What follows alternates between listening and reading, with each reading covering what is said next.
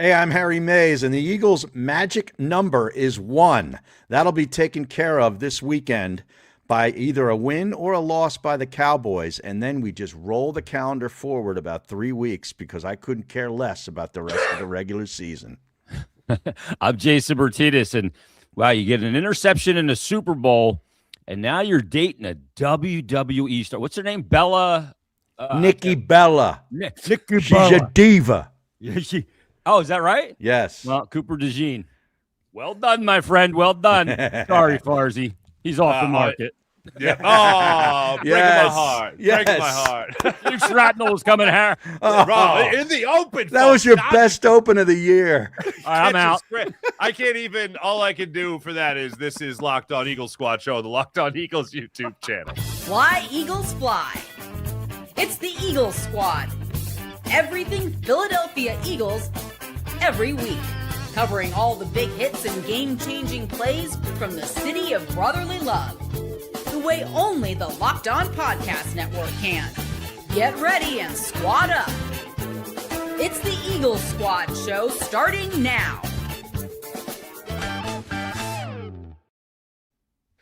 And absolutely, welcome into Locked On Eagles Squad Show. Harry Mays, Jason Martinez, Marc Farzetta, along with you. We got so much to get into today, but first we got to tell you, this particular episode is brought to you by PrizePicks. Download the PrizePicks app. Use promo code LOCKEDONNFL and get $50 in lineups after you play your first $5 lineup. Did Hurts or did not Hurts? Hear the noise. Fangio talks about the shutout. Let me tell you what he had to say about it. Underwhelming. Also, the offensive line actually improving? How is that even possible? And confidence going into this game against the Washington Commanders. But let me just make a clarification here, Jason, just so people aren't confused here. The love affair that you were implying was not between me and the gorgeous, the lovely Nikki Garcia or Nikki Bella. It was between me and Cooper DeJean. So I know I got the joke. I want to make sure everybody else got the joke. Oh, everybody got it. The ever lit candle at the shrine of DeJean. Oh. Yeah. I had a little oil. There was no confusion. If anybody's been listening to this show over the last couple of months, they know who the affection was for. Yeah. I will say, though, she's lovely. Oh, she's terrific. Oh, my goodness. Terrific. And she's got a twin. You imagine that? Yes. There's two of them. She's got a twin sister, Brie. They were the Divas, I think. Oh, I love Brie. You heat it up a little bit. I love Brie. It's a good cheese. Yeah, nice. Yeah. I actually got a DM the other day. We didn't have a post-game squad show because Harry was out of town and I had a Flyers game, which is why we did the show Tuesday and we're doing the show today. Right. But I got a message from a guy that was angry with us. I know. Did you get it too? Yeah, I got it too. He said, do not ever make me wait 2 days for a reaction episode again. Yeah. How about that? To like the most boring game of the year, too. Like, yeah, well, what were we going to say? What's there to say? Yeah, 31-0. All right, see ya. I mean, it was he's got you all week. Yeah. That's very true. That's very true. If we're going to miss one, that's the one, Harry. Yeah, exactly. Yeah. Right. By the way, I wasn't even planning on talking about it because I didn't want to give it any attention. But did you guys happen to see the side-by-side comparisons of when ESPN was talking about the Cowboys beating the Raiders versus when the Eagles beat the Raiders? No. I did not. Oh, my God, gentlemen. You would have thought this was AI cooked. Everyone loves the Cowboys. Everyone hates the Eagles. It was really picture. I mean, from an Eagles fan perspective, I'll even say this. From an Eagles talk show perspective, chef's kiss. Beautiful. Really? They beat the Cowboys, beat the Raiders. Oh, the Cowboys, they're another. They beat an NFL team. It's hard to play in the NFL. It's hard to win in the NFL. Meanwhile, the Eagles beat the Raiders, and it's like, well, what can you even get out of a game like this? Right. It was the perfect kind of about face bull. Who was the ESPN talent doing this? Who it wasn't Orlovsky. Orlovsky was on one of them, I think. Okay. But the guy that was driving was Greeny. Of course, Greeny was driving because it was Get Up. Yeah, of course. It was Get Up. Okay. Yeah. That show is not Get Up for me. It's Get Out. Yeah. Go back to bed. Don't trust anybody that won't shake your hand. Oh, yeah. Oh, Oh. Yeah, because he didn't want to get any germs. Yeah, he was a germ. Oh, like, come on, dude. He's like Howie Mandel in that respect. Yeah. Oh, okay. Yeah, All right. Yeah. Did he try to elbow? Did he go for the elbow? Because that's a thing. I didn't know that was a thing. Oh, it is? I got surprised. What, I got like surprised knock by that. elbows? Yeah, it was like, oh yeah, elbow. That happened yeah. to me, and I was like, what? Huh? Meanwhile, the guy he worked next to for decades, Mike Golick, would be giving you bear hugs, spreading his germs to. He'd eat food like off the locker room floor. He was like Baldy. Yeah, exactly. So there was a big roundabout or a big stink made about the way ESPN handled that, and rightfully so because it was Bush. Yeah, I mean, you're right. It was, caught red-handed, smoking gun, the whole thing. But let me just ask you this first of all. Do we ever believe athletes when they say they don't hear the noise? Is that ever a thing that you listen to and go, oh yeah, that makes sense? Because Jalen Hurts claimed, Jalen Hurts claimed earlier this week that he did not hear any noise about people criticizing his quarterback play and did not hear any noise about specifically possibly being benched if he didn't play well against the Raiders, for crying out loud. He claimed to have not heard the noise. Jason, I'll ask you first. Do you think one athlete that's not heard the noise in the history of professional athletes? And that's Antonio Brown. Do you know why? He lived on Neptune. Okay, fair enough. You can't not hear the noise. He's full of it. And I don't know, Harry, you and I and Mark, we worked in sports radio a long time. Mm-hmm.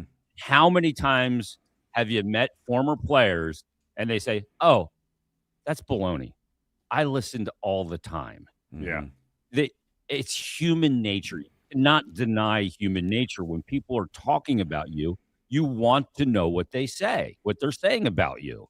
And you can't just say, I'm not going to do that. Your body, your mind won't let you not do it. So, yeah, they hear it and they use it as motivation. So him saying that is total BS. McNabb heard everything. But we know he's a different type of dude, right? Yeah. He had rabbit ears anyway. Yeah. Donovan. Yeah. But even if they don't hear it or read it themselves, their crew, somebody in their crew, their close circle of friends, their family, whatever, has either heard it or read it and said, hey, did you see what so-and-so wrote about it? Or did you hear what so-and-so said about you on the radio today? And that's how they find out if they're not listening to it themselves. I can imagine some of these guys, are probably just so dialed in and, when they check out, they want to listen to whatever music they enjoy or whatever. And they're not maybe listening to The Fanatic or WIP or reading Crossing Broad or, any of that. But they're people. Somebody in their crew is. Yeah. Well, I'll put it to you like this. I'll even say it at a professional. Crew thick. Yeah. Bob Lang, the PR director for the Philadelphia Eagles. We heard about this earlier in the season when it came to, and I know it was in-house because it's A.J. Brown, but still, Jalen acknowledged that before he goes to that podium, and this is not breaking news for anyone that pays even half attention to this, you get kind of briefed on everything. Hey, by the way, just so you know, this is what's out in case you get a question about it tomorrow. Eric Boyko used to do the same thing. Exactly, and that's the job. That's their job. That's what they're supposed to do. Yeah. It's their job. It's not, this isn't a critique of them. No, this is just how it goes. Like if you're Jalen Hurts, you're about to step to that microphone, and you're a PR branch of the Philadelphia Eagles, or you're someone that works in the PR, and you're Jeffrey Lurie, you're going to want to make sure that your quarterback knows these things so he's not blindsided. Like, hold on a second, wait, but people are going to bet. Wait, yeah, why didn't you tell me that? Like, I don't want to be blindsided and caught like a deer in the headlights. Right. And he admitted to being briefed. Exactly. He admitted to being briefed when it came to the A.J. Brown stuff, and it's not unlike anything else. You mentioned Donovan McNabb, and it's a great example. I think one of the great examples actually of him being briefed before anything was after he got benched against the Ravens, if you remember that game, and Kevin Cobb first came in, and I believe it was Ed Reed that said, nice to meet you, pick six. But there was quite the quarterback coach at the time, so I'm blanking on who it was. It wasn't Doug Peterson. He walked over to Donovan and said, hey, you're going out and Kevin's going in. So people made a big stink about who told Donovan because it wasn't Andy Reid. And then Donovan's response when he was going to be starting the next week, they said, hey, who told you you're going to start the next week? And Donovan, probably the only really funny thing he ever said was, oh, the janitor came over and told me I'd be starting in the game this weekend. But again, it was prep. It was like you knew you were going to get asked that question. Donovan knows he's going to get, or excuse me, Jalen knows he's going to get asked the questions about what the outside noise is. So that might be the way he hears about it. But I got to say, and Harry, I know I am certainly one that buys in with Jalen Hurts when it comes to his speech, when it comes to his press conferences. I know you're someone who's more skeptical. Yeah. Look, I don't believe that he didn't hear I believe he didn't hear it firsthand. I'll put it to you like that. Okay. I don't think you're skeptical, are you, Harry? I think you just are bored by him.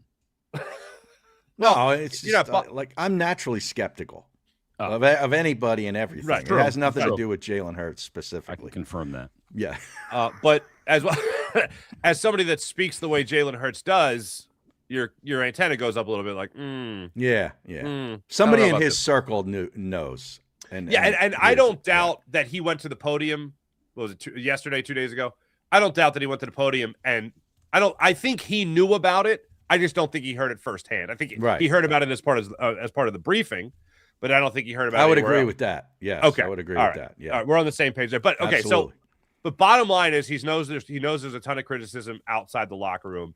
He responds in playing exactly how you would want him to play against a team like the Raiders. He goes out there and balls out. Defense obviously does the same thing. They come up with the big win. Now they got to keep going against the Commanders, which we'll get into in a little bit. But when you talk about mental fortitude of a player, I mean, we could talk about Donovan. We could talk about Carson Wentz. But Jalen I don't think he gets necessarily bothered by anything. And if anything, I think he is a guy that does draw motivation from it. Harry, do you at least see that as the way he responds? Absolutely. Absolutely.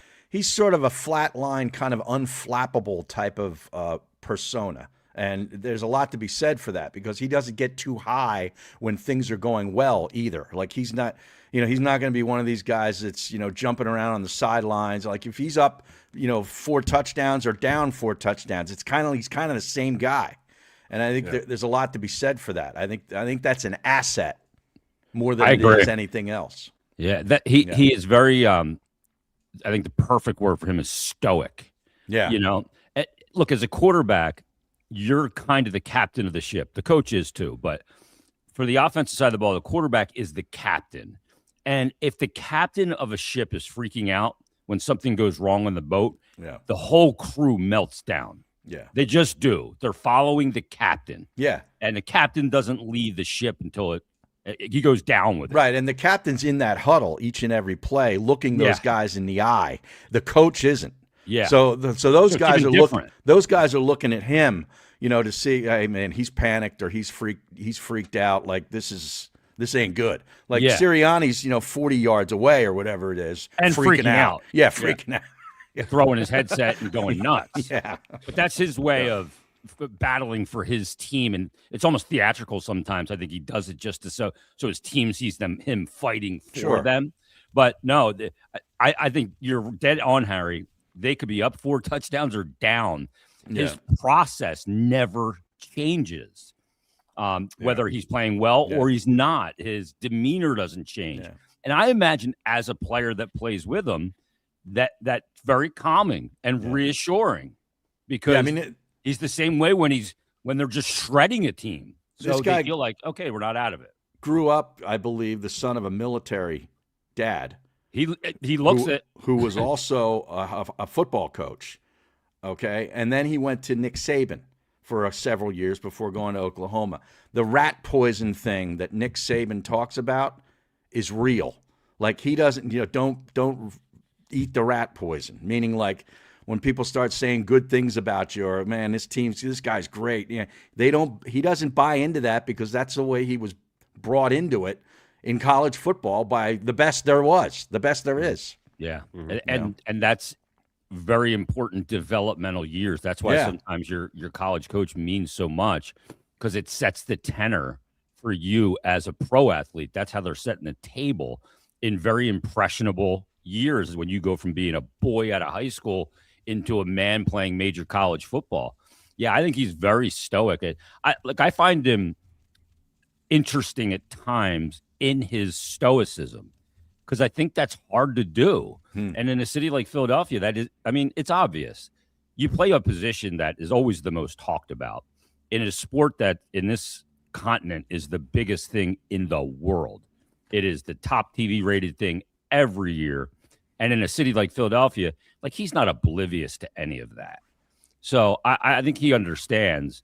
And while he may not, when things are going bad, may not be tuning on the radio and trying to avoid things, purposely, he knows. He hears about it. You can't just put yourself in a bunker and not know. It's like he's got a doomsday prepper thing at his house or something.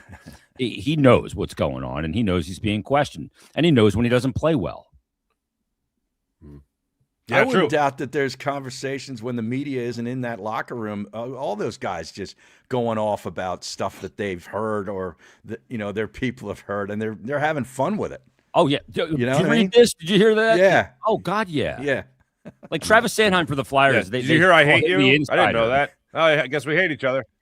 Yeah, right. Like Travis Sanheim on the Flyers. Real chill dude.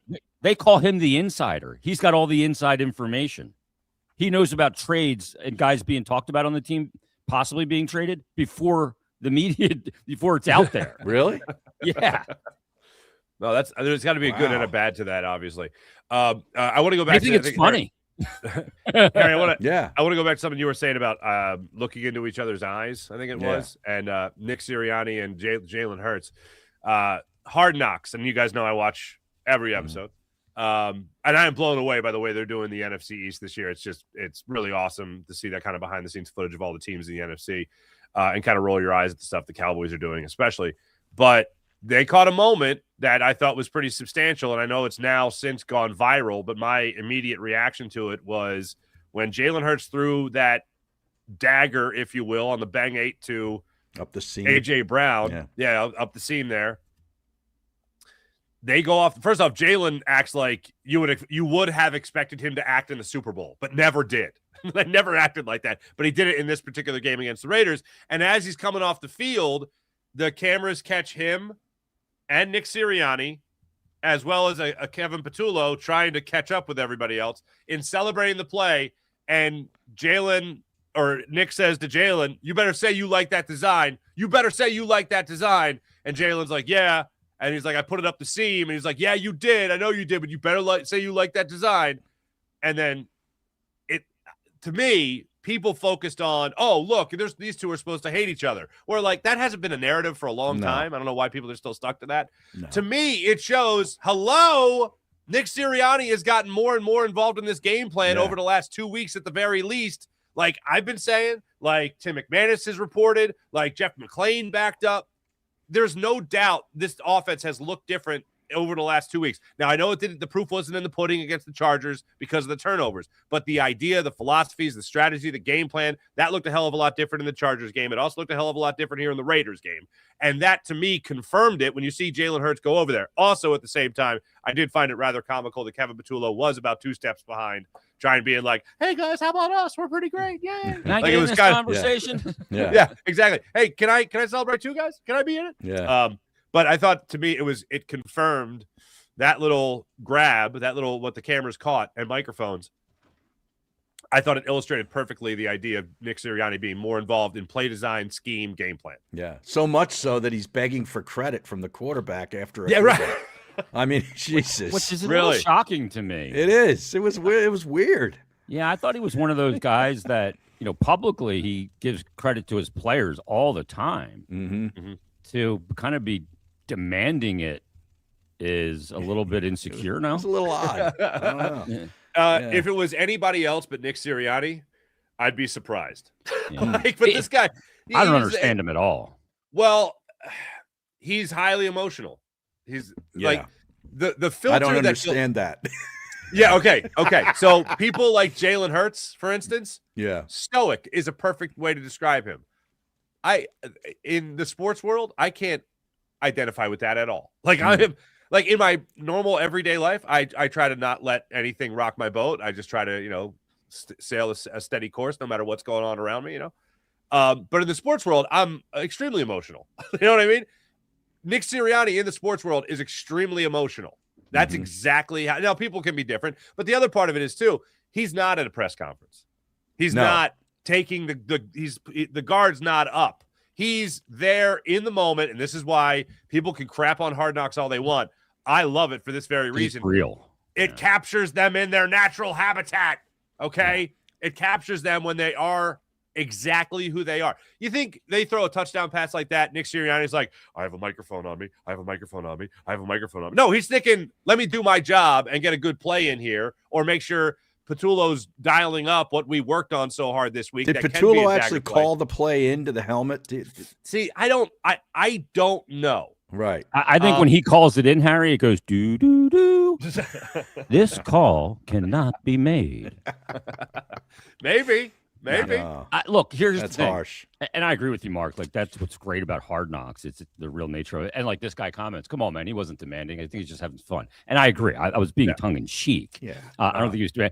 What he's doing is he's pumping up his quarterback, and he's going, "You like it's like you like that? Like, let's go. Like, let's do that again." Blah blah. That's like Kirk Cousins. Yeah, you like that? Yeah. Yeah, I agree. That's just a coach coaching on the sidelines, and we see the way we know that he coaches with, high energy and a lot of emotion and those kind of things, which works for him. It does. It absolutely. Andy Reid would be more stoic. He'd be kind of, he's like, you like that play? He'd be more chill about it. But that's not Nick Sirianni. That's why maybe his players can identify with him, because he's so emotional, because he's younger. I think Sirianni was also so, ecstatic, because it was like, man, that was only the second target of that selfish prick, and now we got him a touchdown. Maybe he'll leave us alone. Well, that's a subliminal thought, Harry. Exactly. And I think I agree with that. He had 2 targets, 2 catches, and a touchdown. Yeah. Maybe that'll shut him up for a week. Can that zip him up and keep him off social media for a week, for God's sake? And they won a game he did it in. Go figure. Right. They don't do that. They don't win games he plays. It wasn't 11 targets and a loss. By the way, I'm sorry, but if you're watching that game and you didn't think that there was going to be a blatant touchdown, no matter what they were going to be up by, AJ was going to get one. Yeah. AJ was going to get, and you got to get him one. Yeah, and Jalen's done that a couple of times throughout the year. One, like in terms of guys that have been open, but he hasn't gotten it to. The one against the Giants, the second game against the Giants, to Jahan Dotson, because Jahan Dotson was running open a lot throughout that game, barely saw the football, and then Jalen threw him a 50-50, and Dotson won the battle. So it's like he's taken, I won't say forced, but he has certainly taken liberties when they know they got the game in hand. Yeah, and this, I think, was the latest example of that.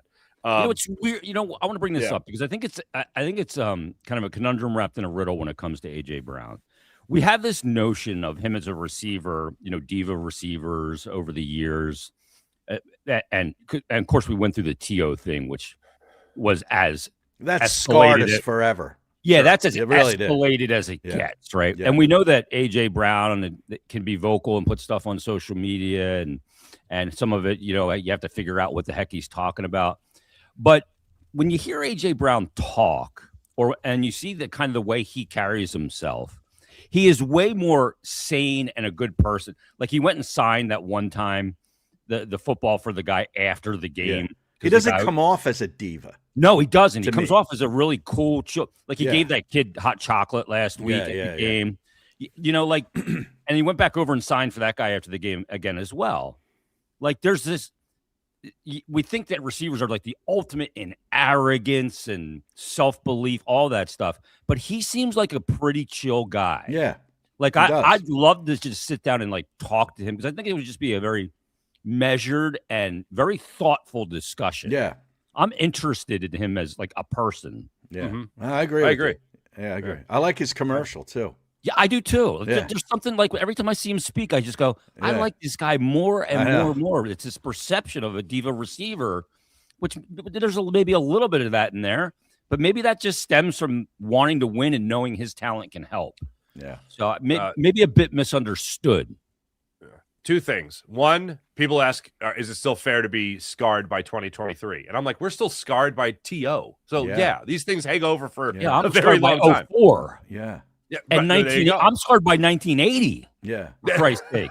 When Jim Plunkett and the Eagles were the first team to lose to a wild card team in a Super Bowl. What an honor. Oh, about scars. I feel like Quint and Jaws on the boat going 40-foot Mako, showing this and showing that. 58 and then in the water that day. 12 came out. USS Indianapolis. Also, what's with I almost called him T.O. What's with AJ's treadmill in that commercial? I don't know that treadmill. It's curved, the like little it's curve like a banana. thing. Yeah. Yeah, what's going on there? I don't need think that? I could stay on that thing. I'd fall off. Neither do I. Yeah. I'm like, is that Yeah. skate ramp? What you is know that? You know what it's for? It's actually for two things. Is It's it easier for on the knee? No, it's for your Achilles and calf muscles to develop to a higher level on it, and also the front muscles of your shin. Oh, is that right? Yeah, the curve provides that. It's almost like walking in sand. Ah, You know how that it gets the calves really good. You know, you're Yeah. at the beach, you're like, oh, let's take a walk on the beach. And you wake up the next day, you're like, my calves are killing me. yeah. How do you know that? Did the Flyers have a couple of those? I've seen them before. Yeah. Oh, yeah. Yeah, they're professional. You don't see them at your average gym, Harry. Right, right. Yeah, they're not at Planet Fitness. No. Neither am I, by the way. No. Well, they don't have a Planet kidding me? Fitness at the golf course. Harry's treadmill's a golf cart. Yeah, exactly. Not bad. I'm looking at my treadmill right now. It's rather dusty. Yeah, I got one back there. It holds behind my mail green and- screen. Yeah. Everybody's had a treadmill that just they use to store stuff on. Yeah, I use it. There you go. What about All right, Jerry go Jones? ahead. I heard Jerry Jones had a kind of an interesting bit in the Hard Knocks where he was in on the coaches' meetings. And Oh, he kinda, yeah, he that- kind of looked out of place or something. Yeah, he was giving an opinion to Brian Schottenheimer. I forget who it was about, but it did jump out to me like, okay.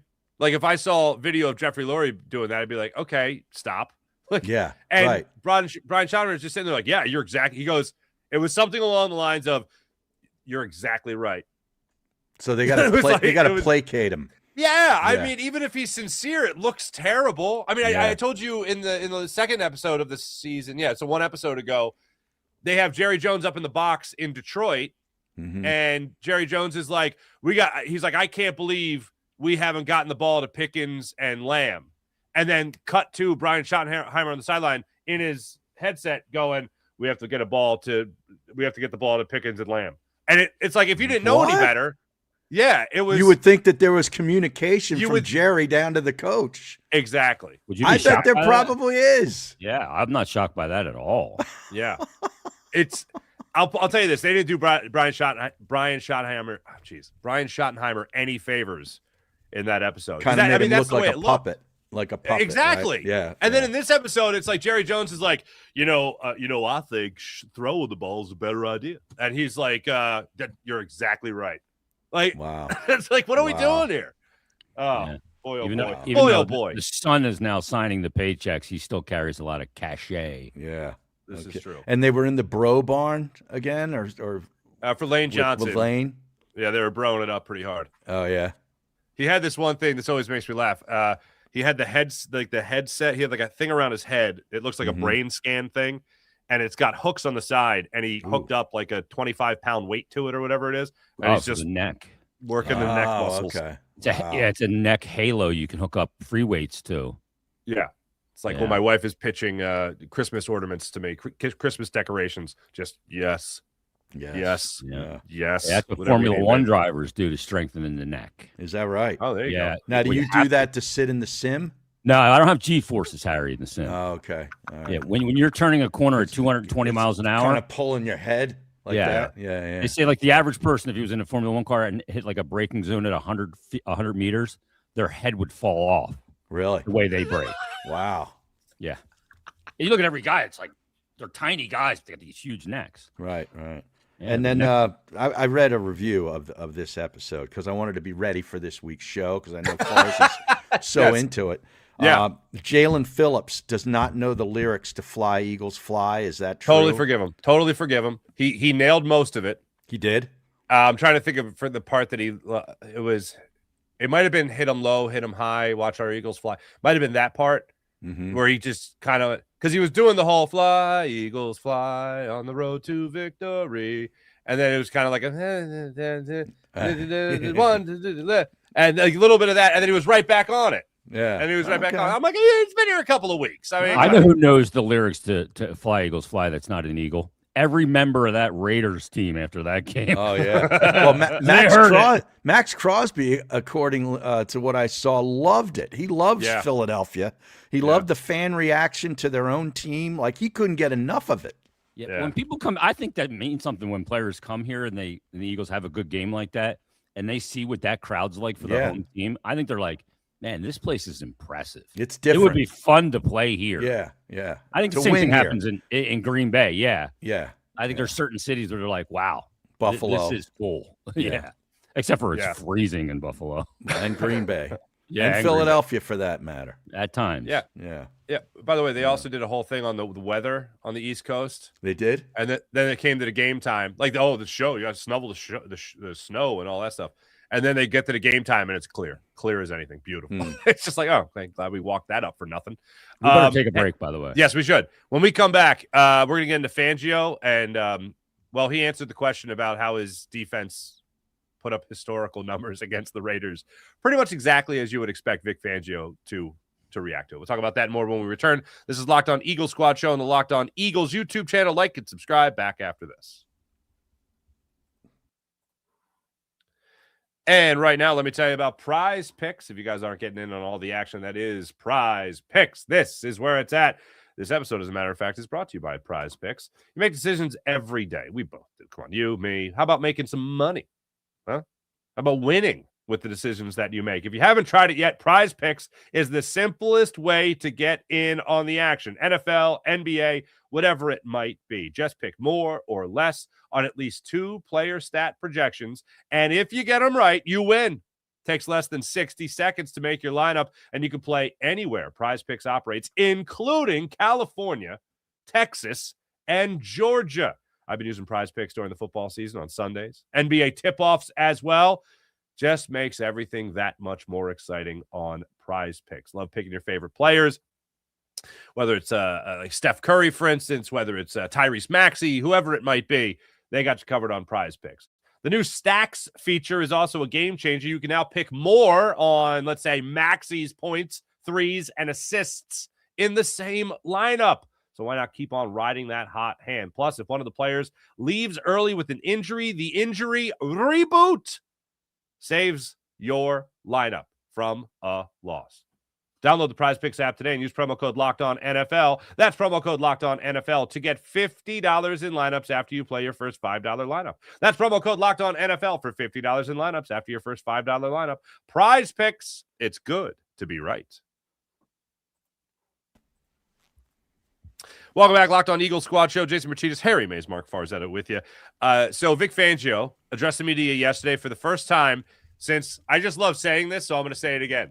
He addressed the media for the first time since an Eagles defense held an offense to 49 yards, okay? I'm sorry, anything 75 yards or fewer. That's the first time they did that since 49 yards allowed against the Chicago Cardinals at Connie Mack Stadium in 1955. Unreal.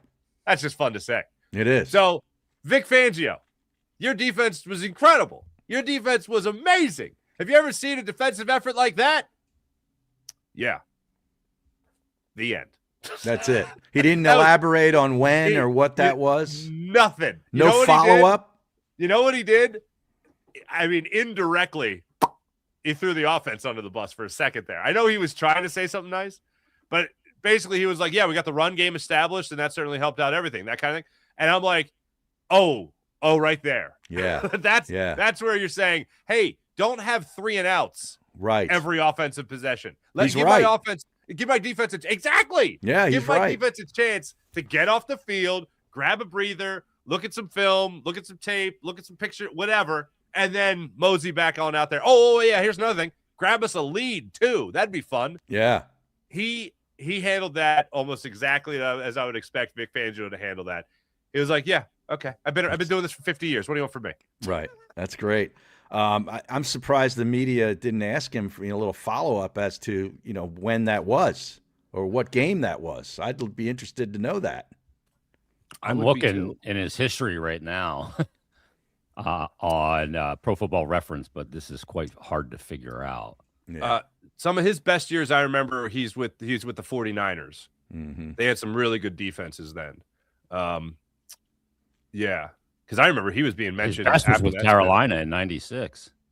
Okay. Oh, wow. That was Dom Capers as the head coach. Yes. Wow. How And about then that? last year was his second best year. Farzy loves Farzy, Dom 49ers. Capers. He's a good Italian, too, that Dom Capers. Never with Dom Capers, never even crossed my mind. That's so funny. No, but now he is. Thank you for putting him in the Rolodex. Right. Good Paisan. Yeah. There you go. Well, I spoke about Saban and the rat poison. That's sort of a Fangio thing right there. I mean, he's not getting into giving attaboys. Like he's not going to sit there and tell his unit through the media that they played great. Like, I don't think he's telling them behind the scenes either. Well, no, definitely not. But I'm just saying, like, that's part of the rat poison thing. It's all similar. He's one of those guys that no matter what you do in a game, how good you are, there's always something to clean up and work on. Right. There's something you can improve upon. Yep. Yeah. It's great. We gave up 75 yards, no points, but this completion, you got to be better. You got to jump that route. Right. Never lets his foot off that way, but he does it with that demeanor of being so like kind of old school crusty. Yeah. Which to me is old school endearing. Like I love guys like that. Like he's just a football guy. Doesn't get caught up nonsense. Don't get caught up in all how big the NFL is or anything like that. There's always something to work on. Right. So I think that keeps the defense in check. He likes steak. He just doesn't like the sizzle. Yeah. He's not an hors d'oeuvres guy. Right. Just bring me the steak. I don't even need a potato. Yeah. He's great. And he also knows the humble monster is just around the corner when you're feeling yourself a little bit. I think that's why he does it. Yeah. Also, real quick on the offensive side of things, I'm just seeing this from Jeff McClain, Inquirer.com. Fred Johnson is back at practice with the Eagles. Not a shock. But he had an ankle issue, I think it was. Ankle issue.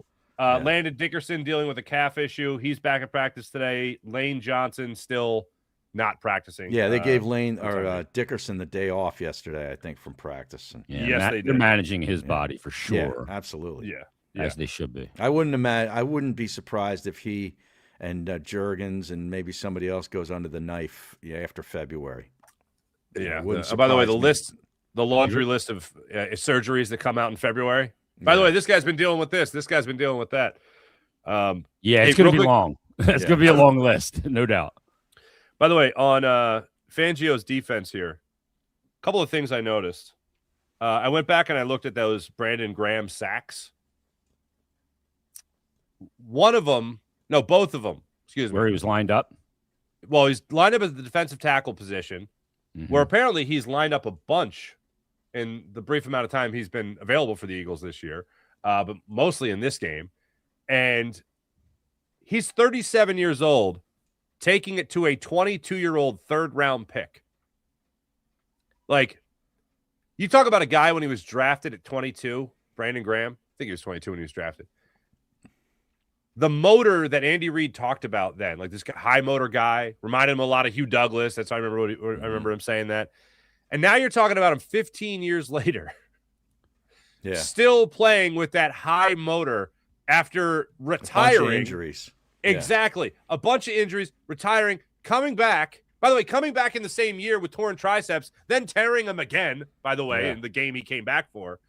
And now this guy is still, like, his second sack was, I think, more impressive to me because every time, I forget the guy's name, Baker, every time Baker would put his hands on him, like, Brandon Graham just kept moving. Yeah, he just kept, basically like he was climbing a ladder and just kept pushing him back at the same time into Kenny Pickett before he brought Kenny Pickett down. The first one, Pickett kind of rolled out to his right, and Brandon Graham got in pursuit, got the angle, took him down. And that was also the play where DeJean got the penalty. But, that second sack, man, that I thought about when he was drafted, the night he was drafted, and when all the smoke cleared about Earl Thomas and all that, and you listen to Andy Reid talk about him, the thing he talked about was the high motor. He's not the biggest guy in the world, but he's not going to stop. He's going to be relentless, all that stuff. And then I just thought I caught myself watching this 37-year-old guy, two-time Super Bowl champion, one-time retired, former bust, just still going after it. And once like that kind of dawned on me the context in which he was doing it. I was like, damn, this guy might even have more football in him after this year. Like, it really was incredible to watch him play on Sunday. He might be the best pick of that first round in 2010 of any guy. Seriously. If you're looking for Do you have the draft up? I do. Bradford went number 1, so there we go. Stiff. Sandy sleeves. Yep. Sue went second. Well, Sue had a great career. Short, though. I mean, you got to consider longevity. He was around for a long time. With was. Detroit and Tampa. Played until 2022. Yeah, right. Gerald McCoy, Trent Williams, Eric McCoy was Berry, pretty damn good, too. He was. Eric Berry, Okung, Joe Hayden, Rolando McClain, C.J. Spiller, Tyson Alalula. I don't know how to say his name. Alu. Anthony Davis, Ryan Matthews, then Brandon Graham, Earl Thomas taken after him, who's been retired since 2019. Yeah. Jason Pierre-Paul was in that draft. Maurice Pouncey. There's some other guys, but Demaryius Thomas was a great receiver. Tebow was in that draft. Demaryius Thomas is no longer living. Yeah. Yeah. He was a hell of a pick. Tebow's draft? Yeah, 2010. Wow. Yeah, Tebow was taken 25th by Denver. Wow. Yeah, Des Bryant was in that draft, but taken by Dallas 24th, right before Tebow. He still has the motor of a Lamborghini. Finally, Tebow was with those Florida teams in 08, 09 that went to the the championship. Yeah, that's one of those things that I think if you even if you ask me for the next 20 years, like, hey, when was he in Florida? I'd be like 5 years ago. I don't know. Like, it's just one of those things that just like he hasn't gone away, and because he hasn't gone away, in my mind, he's still a football player before he's like a minor leaguer for the Mets, for instance. Right. It's just one of those things. It's like, oh wow, Graham's an all-timer though with the Eagles. At this, he's an all-timer. Like to play this many years, be involved in so many huge plays, and like Andy Reid said, he had a motor like Hugh Douglas. I've known Hugh a long time, as you have, Mark. Mm-hmm. He got way more motor than Hugh. A little bit. You had a motor as a player and was a good player, but Brandon Graham, to me, I mean, the personality that he plays with too, and just like he's an all-time, like he's Brian Dawkins all-timer. Yeah. Of this generation. Right. Yeah. You're probably right about that. To keep talking about this defensive line, as great as Brandon Graham was and is. But specifically in this game here against the Raiders, I hadn't done this in a while. And I know I did this a couple times in the past with you guys, but win rates again on this line, this defensive line, Jalen Phillips among edge rushers still in the top 18 when he's in pass rush situations, still doing well there. Moro Ajomo for defensive tackles, still one of the highest rated guys out there. Jordan Davis, believe it or not. I mean, I don't know why I'm a little bit more surprised than most, but in terms of stuff in the run, when he's in on run plays, he's the fourth best at win rate amongst defense. So basically, this means they're winning their battles at the line of scrimmage, and they're putting themselves in what's positions. What's that noise I hear? What's a Peloton ad? What is that? Is that for me? Is that me? It's that must be me. Yeah, it's one amazing. of your things is playing it. What? The thing about that's really amazing, Mark, is this.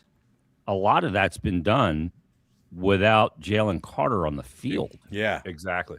That's what's incredible. Amazing to me. Wow, that's impressive, those numbers without Carter. Because we know Carter makes everybody better, right? Yeah. But he's missed a lot. Yeah. It's pretty wild, man. It's pretty wild. I look forward to seeing how this all comes together when Jalen Carter does come back. Which, by the way, we'll talk about that when we return, because I want to talk a little bit about Lane Johnson and when you would want to see him back, and also Jalen Carter when you would want to see him back. If you're up for seeing him, by the way, this is a quick blink of a break, but when you want to see him, obviously when they're healthy, but do you also want to make sure that they're fully ready to go come playoff time? We'll dissect that little nugget when we return. Locked On Eagles Squad Show, back right after this.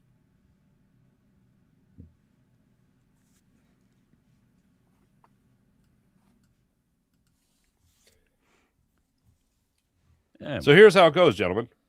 Lane Johnson, not practicing, just watching him on Hard Knocks, okay, for whatever you want to take out of that, in the Bro Barn, working out. Fred Johnson practicing today. What do you do with Lane Johnson? Do you just say, all right, take this week off, we'll use you against the Bills, get that game under your belt, and then everything falls into place and we just shut everybody down in Week 18? Yes. Or do you just say shut them down and don't come back to the playoffs? Shut them down now, doesn't play against the Bills. Yeah.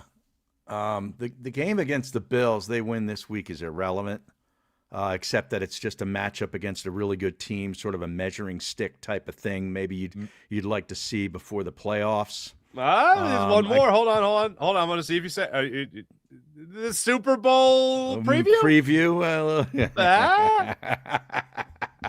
Possibly. I go back to what we talked about this on Tuesday, and Jason interrupted me and said that, Lane Johnson would probably want to play. Like, he'd probably demand that he play a game or two before the playoffs anyway. So, yeah, I'd say skip this week, bring him back for Buffalo, and then shut everybody down until the playoffs. I like that. Yeah, I tend to agree with you too, Harry. Clearly, he's not ready for this week. He's not practicing. So right. I think we can take that out of the equation. And I don't think that him not playing this week is going to hurt his 68% winning percentage of when he's in the lineup versus the 375 winning percentage in his career when he's not, because the Commanders stink. But, yeah, I'd like to get him in that Buffalo game, knock off the rust a little bit, and then rest him for the Commanders game and make sure he is good to go come playoff time, because he's going to mean a ton for those games, obviously. Mm-hmm. And if you have Fred Johnson, too, you can go back to that 7 lineman, whatever. Six lineman thing that worked so well at times. So that's good. That's good news. Maybe the offensive line, even though it hasn't been a strength this year and it's been injured and looked worn down or worn out or whatever, maybe it's going to peak at the right time. We kind of thought there was no fix for this offensive line during the season, but maybe these guys, because of their injuries and being out, getting the right treatment and getting healthy at the right time could have the team peaking from an offensive line standpoint at the perfect time. Well, they definitely haven't peaked at all this year. No, it's been a valley. It's been, you think back to the games, like Minnesota was probably the best game maybe this offense played, maybe until the Raiders, and then you sort of look at what the Raiders are. But Minnesota, the Giant game, the second Giant game, and this Raider game is really like the games where the offense, at least, looked like they could put up a lot of points. Mm-hmm. Well, they did it consistently from kind of start to finish, not like they've had halves where they did look like that before, but just never complete games. Right. Playing all 4 quarters, playing 3 of the 4 quarters, whatever it might be. So here's the interesting thing. That it's funny you mentioned that Vikings game, because that Vikings game, to me, is what I'd love to see the Eagles offense be through the playoffs. And one of the biggest things in that was Lane Johnson was playing, but you also had Fred Johnson coming in max protect, right, and running out of that jumbo packages. You also had play action out of that. That's the only thing that makes me want to say, all right, it's not just necessarily for Lane playing, but it's also for Fred Johnson playing. And I think that right there would be the best version of the Eagles offense in having that kind of availability to be able to go max protect, those jumbo packages, Harry, that you mentioned. That's the only thing that's intriguing to me. Other than that, I'm all for shutting them down. If it was literally Lane Johnson is the only guy on this team, then I'd be like, he'll be fine. Like, I'm not worried about him starting game 1 of the playoffs if he hasn't played for whatever it might be, 7 weeks, 8 weeks leading up to that point. He's literally the one guy on the team I'm not concerned with. I'd rather just know he's as healthy as possible because he knows everything else he needs to do out there on the football field. I would love to see him against the Bills. I'd love to get that measuring stick. But if there's any question as to whether or not it's too early or not, Lane, take it easy, man. We got you. If the rest of the team can look at it and just say, we got you, I'd rather him do that. You see him every year. He doesn't play a snap of preseason, and he comes in and dominates. Yeah. You know what I mean? Yeah. I think here's the most important number for the Eagles, I think, the remainder of this season. Last year, they led the NFL with this magical year in time of possession. led the league, number one. This year, they are not number one. They're like in the middle of the pack at 15. And you look at the teams ahead of them, and for the most part, they're good. Time of possession for the Eagles is a huge thing because they can wear down an opponent. They can keep their defense fresh. And I think that's when you can emasculate a defense by just controlling the clock. To me, that's the biggest number for them that they need to improve on. And if they can do that, maybe they can go on a run. Well, Lane's a big part of that. The way they do that is run the football. Yeah, that's how you control the ground. To some sort of a semblance of running the football the way they did it last year. Yep, I would agree. Jalen Carter, how do you handle him with 3 games left in the season? Obviously, not going to play. I mean, if we're all being equal here, not playing Saturday. I think that's the smart money. How do you handle him? Does he come back at all against Buffalo? Does he come back at all at the end of the year against the Commanders? Is he practicing at all? And he's not practicing. So practicing. I can't even see him maybe coming back for Buffalo. Maybe he's a total shutdown until the playoffs. Yeah, I wonder about him because it's 2 shoulders. Yeah, but I'd like to see him play against Buffalo and that team. But if he doesn't, I just have him ready for the playoffs. If there's any risk to re-injuring anything or no, you wait for the playoffs until it's, you win or go home. So yeah, you wonder if this, whatever he had done, injections or whatever it was sort of a Band-Aid maybe for an off-season surgery to calm down inflammation. Just to get him through. Yeah.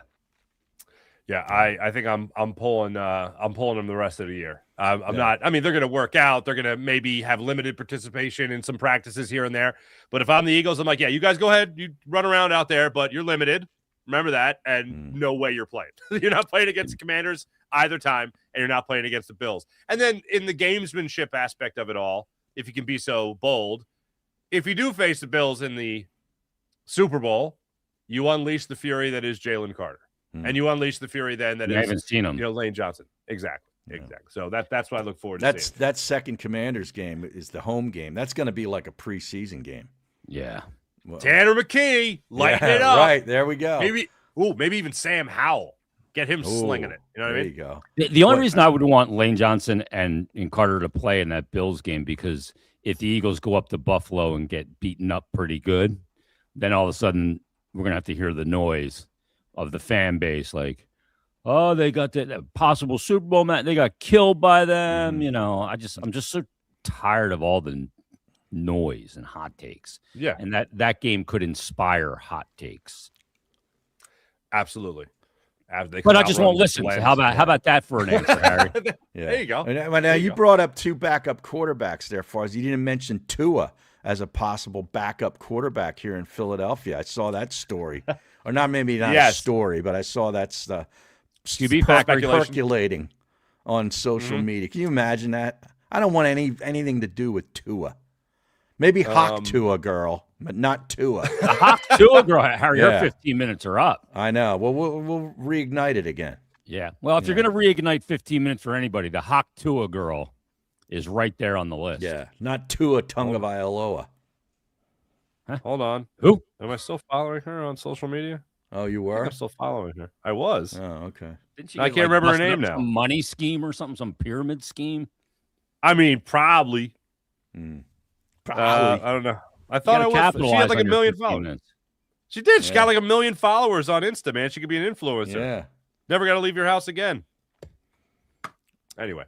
Hey, one thing that we didn't talk about after that Raiders game was the weekend of how it affected some of these other teams. We talk about Dallas obviously losing, but Micah Parsons being done for the year for Green Bay is huge. That? Oh yeah. I mean, I don't ever like to see anybody get hurt, no matter if it's an opponent or not. But that was an enormous injury because he was having a great year, and that team is starting. I know they lost to Denver on the road, but that team was really starting to build towards something. Yeah, that was obviously terrible for Green Bay, and does impact the NFC East greatly when you talk about a huge acquisition like that not going to be available for the postseason. Big time. He can single-handedly wreck a team in the playoffs. Yeah. You know what I mean? Yeah. Not the Eagles, but he could wreck any other team. Right. The success against the Eagles hasn't been so wreck the Bears. Wreck the Bears season, certainly. Right. But no, that injury was wild because he just kind of pulled up. And then I know it's not the NFC, but Patrick Mahomes, I mean, he let go of the football, and then it felt like 20 minutes later, he gets tackled at the legs. And it looked like it was harmless, and then you just saw the wincing and everything else. You're like, you got to be kidding me. Of all the hits this guy's taken, this is the one. This is the one. And Devontae Adams has a hamstring now, is probably not going to play tonight in a game that I can't wait to watch. Oh, Seattle and the Rams. Yeah, it's going to be a lot of fun. I'll be watching about that KC being out, eliminated? That's great. Crazy. Oh, I love it. Yeah. Oh, it's so the great. fatigue for so the sick Chiefs. of them. Yeah. Well, again, Bills, Eagles, Super Bowl preview. Bills don't have to go through Joe Burrow. Bills don't have to go through Patrick Mahomes. And the Ravens stink. The Ravens are terrible. The Ravens. Who's the one team? It's the Texans. And nobody's talking about them. That defense is freaking legit. I've watched 2 of their games. They're really good. Really good. So's Denver. Yeah, Denver's. I'm scared of Denver. Denver's real. Yeah, they're real. Well, so, okay. Here's the thing with Denver. And I know divisional games are always weird. The fact that they barely beat the Raiders twice is really interesting to me. Like, they did beat them twice. Like that. Not like the Eagles lost to the Giants.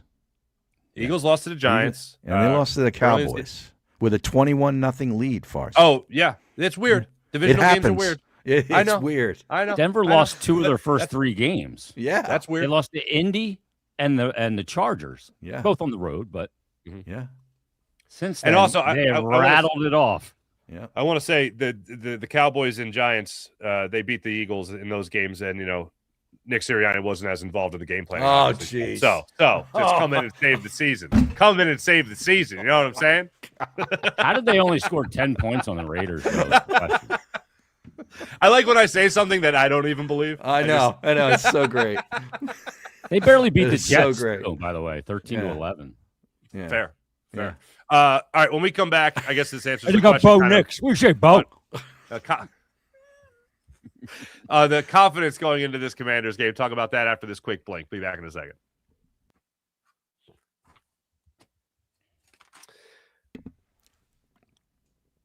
Bobby Wagner, Von Miller, Daron Payne. Daron Payne is a child compared to those 2 other names. Yeah. Those are 2 Daron Payne, 28 citizens. years old. Yeah. Bobby Wagner dealing with a knee injury in this game. Von Miller, I think he was held out of practice for rest. Daron Payne, I think he's dealing with a knee injury as well. They got the oldest roster, I think, in the NFL. Yes, they do. Yeah. The Eagles taking on the Commanders. We just talked about the Raiders and the Broncos. Yeah. I'll say it again. Divisional games are weird. They are weird. Do we have any cause for concern, though, when it comes to the Commanders hosting the Eagles Saturday at 5 o'clock? I was very surprised that the Commanders put together an effort on the road against the Giants last week and, put up 29 points and won that game because the way they looked the week prior against Minnesota looked like they had packed it in. They knew that their star quarterback was done for the year, and they knew they weren't going anywhere, and they just looked like they quit.